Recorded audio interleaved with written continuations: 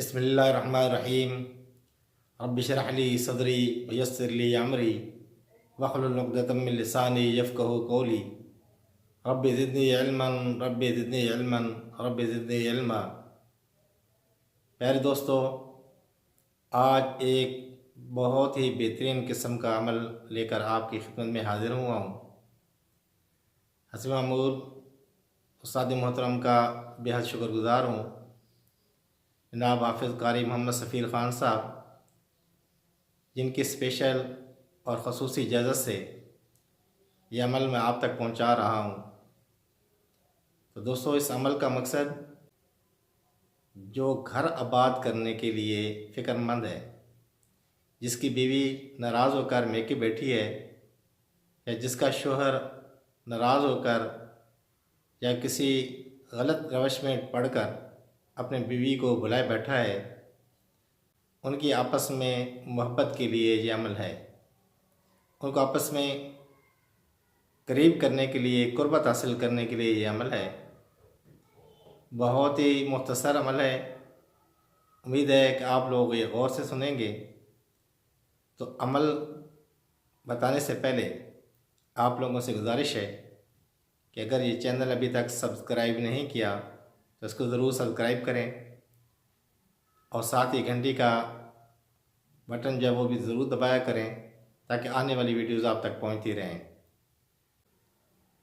तो दोस्तों, चलते हैं वीडियो की तरफ। ये एक नक्श जो आपके सामने है, ये नक्श आपने बनाना है, और इसके लिए चंद ज़रूरी हदायत ये हैं कि चाँद की यकम से लेकर 14 तारीख तक इस नक्श को आप बना सकते हैं। 15 चाँद की 15 से लेकर चाँद के इख्तिताम तक, ख़त्म होने तक 29 का है या 30 का है, आपने ये नक्श नहीं बनाना। तो ये ख्याल कीजिएगा कि नक्श यकम, चाँद की यकम से लेकर 14 तक आप बना सकते हैं। दूसरा, आपने यह ख्याल करना है कि ये नक्श हफ्ता और मंगल वाले दिन नहीं बनाना। इन दोनों दिनों के अलावा किसी भी दिन आप ये बना सकते हैं। और तीसरा, अगर मश्तरी के साथ मुहैया हो, मैसर हो, तो नहायत ही और बहुत ही ज़बरदस्त बात है। अगर आपको समझ है तो कोशिश करें कि मुश्तरी के साथ में ही इसको बनाएं। और इसको बनाने का तरीका यह है कि सबसे पहले ऊपर जो 786 आप देख रहे हैं, यहाँ से आपने स्टार्ट करना है, यहाँ से आपने लिखना शुरू करना है। ये पहली लाइन आपने मुकम्मल करके नीचे सैयद अब्दुल कादिर जिलानी रहमतुल्लाह अलैह लिखा हुआ है, ये लिखना है। उसके बाद ये जो 4 कोनों वाला एक डब्बा सा बना हुआ है, ये आपने बनाना है। ये लकीरें लगानी है, ये डब्बे बनाने हैं। और इसके बाद इसकी कोई ख़ास तरतीब नहीं है।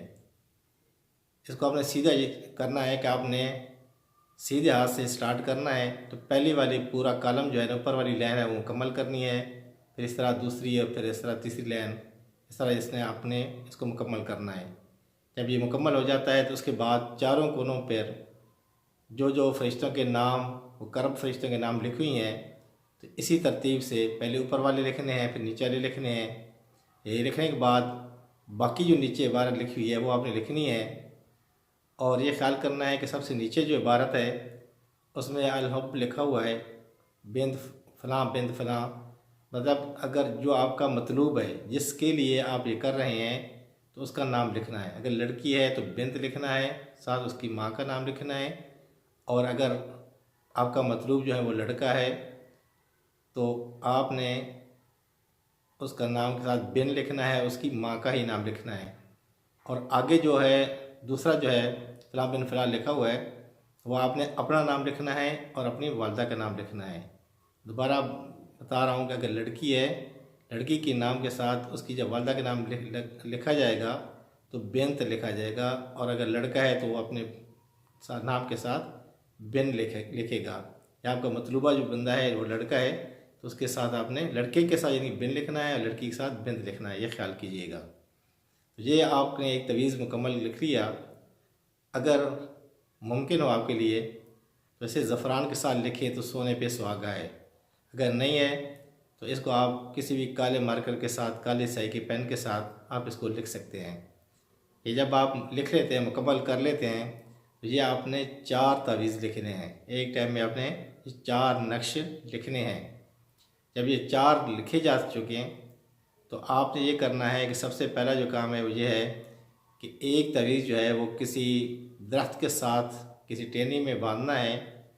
ऐसा दरख्त जो फल देता हो, यानी जिस तरह कीकर है तो कीकर तो फल नहीं देता, तो कीकर के साथ आपने नहीं उसको लगाना। बेर का दरख्त है वो फल देता है, बेरी के साथ लगा सकते हैं, या और कोई इस तरह फलदार दरख्त है तो उसकी टहनी के साथ आप उसको बांध दें। पहला काम ये करना है। दूसरा जो तावीज़ होगा वो आपने अपने बाजू पे बांधना है। अगर लड़का है तो लड़के ने अपने दाएं बाजू पे बांधना है, यानी कि सीधे वाले बाजू पे बांधना है। और अगर आप लड़की हैं तो आपने अपने बाएं यानी उल्टे बाजू के साथ इस तवीज़ को बांध देना है। तो दूसरा तावीज़ आपने बाजू के साथ बांधना है। तीसरा तावीज़ आपने किसी वज़नदार चीज़ के नीचे रखना है। वो आपके घर का फ्रिज भी हो सकता है कि उसके पाए के नीचे आप रख दें, क्योंकि फ्रिज एक वज़नदार है, या और कोई ऐसी जगह है जो वज़नदार आपको चीज़ समझ आती है कि ये वज़नदार है। और कोशिश करें कि कम से कम 20 किलो का वज़न उस चीज़ का हो जिसके नीचे आप रख रहे हों। तो दूसरा आपने जो तीसरा तवीज़ है वो आपने किसी वज़न वाली चीज़ के नीचे रख देना है। और जो चौथा तावीज़ है वो आपने किसी कब्रिस्तान में दफन कर देना है। इंशाअल्लाह आप देखेंगे कि 72 घंटों के अंदर आपको इसका रिज़ल्ट नज़र आना शुरू हो जाएगा। उस्ताद मोहतरम का दावा है कि उन्होंने बहुत सारे लोगों को इससे मुस्तफ़ीद किया है और बहुत सारे लोगों ने इससे फ़ायदा उठाया है। और ये अमल उन्होंने काफ़ी लोगों के साथ ये अमल करवाया है और काफ़ी लोगों को ये तवीज़ बना कर दी हैं, जिसका लोगों को बहुत ही ज़्यादा फ़ायदा भी हासिल हुआ है। तो ये एक आज़मूदा नुस्खा है। उस्ताद मोहतरम ने बहुत ही उसूल के साथ कहा है कि ये आप हर बंदा, यानी कि आपने नेक काम के लिए करना। ये ख्याल कीजिएगा कि आपने जायज़, नेक मतलब है कि आप किसी जायज़ रिश्ते के लिए आप अगर कर रहे हैं, जायज़ मोहब्बत के लिए कर रहे हैं तो ये ठीक है।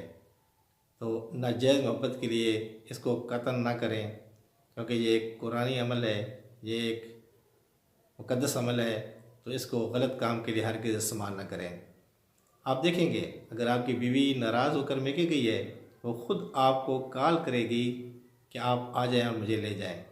इस तरह अगर आपका शौहर आपको छोड़ के कहीं गया हुआ है, आपसे रब्ता नहीं कर रहा, जब आप ये अमल करेंगी तो इंशाअल्लाह आप देखेंगी कि वो आपसे ख़ुद रब्ता करेगा, आपको ख़ुद कॉल करेगा या आपको खुद लेने के लिए आएगा।